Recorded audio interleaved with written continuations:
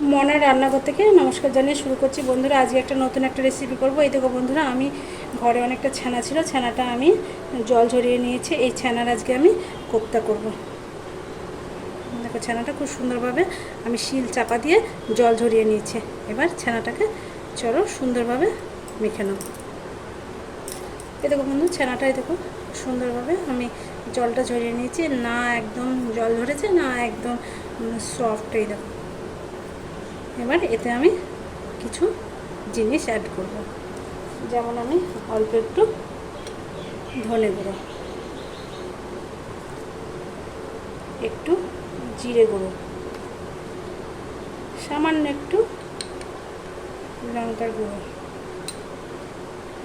সামান্য একটু হলুদ গুঁড়ো, একটু স্বাদ মতো মিষ্টিটা দিলে পরে এটা খেতে খুব সুন্দর লাগবে, সেই জন্য একটু চিনি, খুব অল্প পরিমাণে একটু লবণ, আর 1 চামচ আমুল দুধ, 1-1.5 চামচ, আর সামান্য একটু 1 চামচ মতো আমি এটাকে রুল ময়দা অ্যাড করে দিলাম, 1.5 চামচ মতো। এবার এটাকে আমি সুন্দরভাবে মাখিয়ে নেব।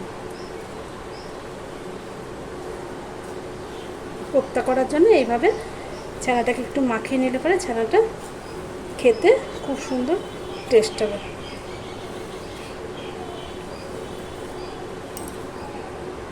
এতে বন্ধু ছানাটা দেখো খুব সুন্দরভাবে মাখানো হয়ে গেছে। এবার আমি হাতে অল্প একটুখানি ঘি আমি লাগিয়ে নিয়ে ছানাগুলোকে খুব সুন্দরভাবে কোপ্তার মতো গোল গোল করে এরকম এরকম করে করে কোপ্তার আকারে আমি করে নেব।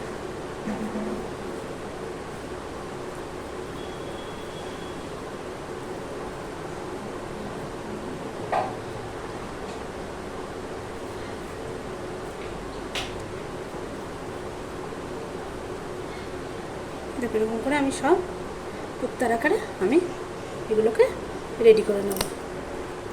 এটা বন্ধুরা রেডি হয়ে গেছে। সমস্ত কোপ্তাগুলো আমি খুব সুন্দরভাবে গোল গোল করে তৈরি করে নিয়েছি। চলো এবার এটাকে সাদা তেলে ভেজে নেব।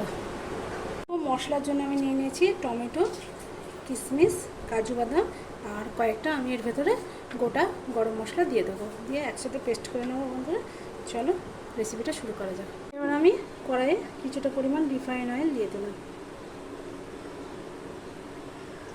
আমি একটা একটা করে কোপ্তাগুলো এটা ছেড়ে দেবো।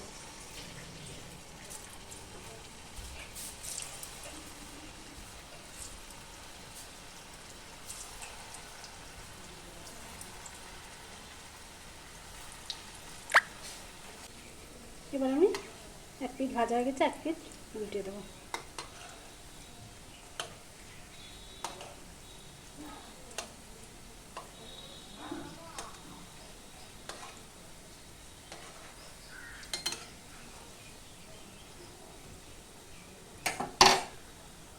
এরকম আমার কোপ্তাগুলো খুব সুন্দরভাবে ভাজা হয়ে গেছে। এবার আমি তুলে নিলাম। এগুলো আমার ভাজা হয়ে গেছে, এবার আমি তুলে নেব। তেলটা আমার গরম হয়ে গেছে। তেলে আমি একটা শুকনো লঙ্কা, তেজপাতা, গোটা জিরে, আর একটু 5 ফোড়ন, আর একটা এলাচ, আর একটা লবঙ্গ, আর একটু দারচিনি ভালো করে এটাকে আমি নেড়ে দিই। ফোড়নটা আমার ভাজা হয়ে গেছে। এবার আমি পেস্ট করে রাখা মশলাটা এর ভেতরে আমি দিয়ে দেবো।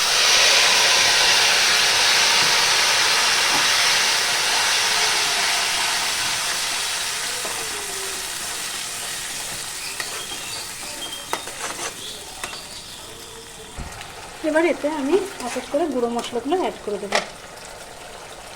পরিমাণ মতো হলুদ, একটু সামান্য লঙ্কার গুঁড়ো,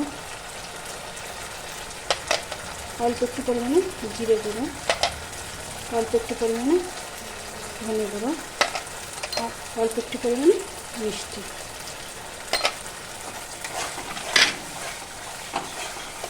আর স্বাদ মতো লবণ।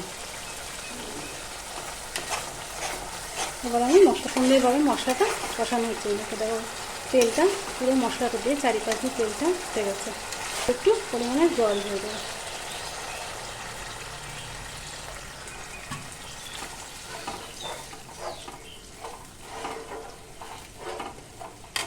আর একটু সামান্য দেবো।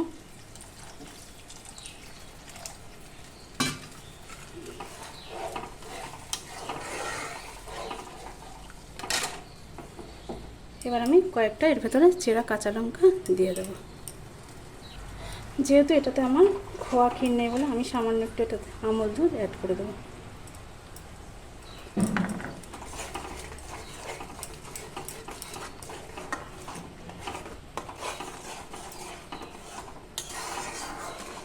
এবার আমি এটাকে কিছুক্ষণের জন্য ফুটতে দেবো।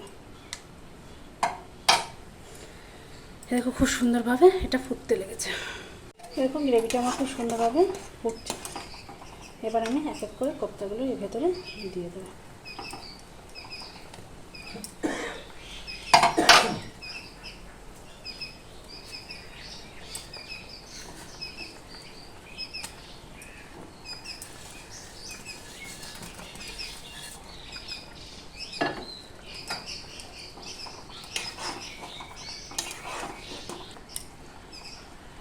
দেখো বন্ধুরা আমার এটা ফুটে খুব সুন্দরভাবে রেডি হয়ে গেছে। এবার আমি অল্প একটু পরিমাণে সামান্য ঘি আমি এতে দিয়ে দেবো। দেখো বন্ধুরা রেডি হয়ে গেছে। আর কত সুন্দর দেখো নরম।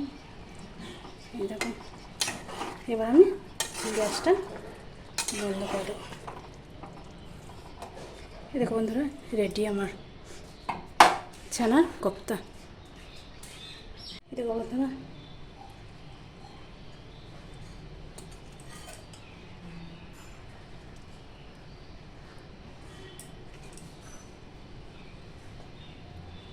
এত নরম এত সফট হয়েছে বন্ধুরা, তোমাদেরকে কি বলবো। আর কালারটা অপূর্ব অপূর্ব স্বাদ হয়েছে। দেখতে কালারটা অপূর্ব হয়েছে, যেমন একটা গন্ধ তেমনি একটা টেস্ট।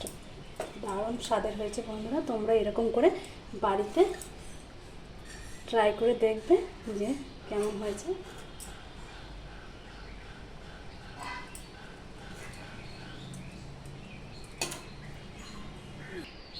বন্ধুরা তোমরা দেখো গ্রেভির কালারটা দেখো।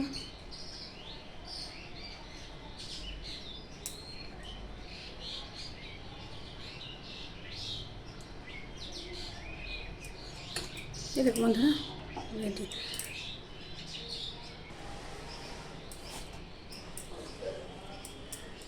দেখো বন্ধুরা দেখো কতটা সফট। এই দেখো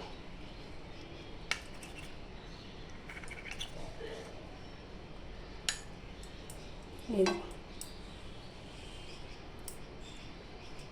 কতটা সফট হয়েছে। দেখো এই দেখো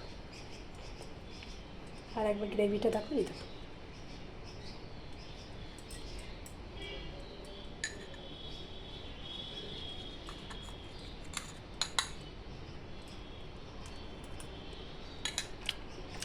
দারুণ হয়েছে বললাম।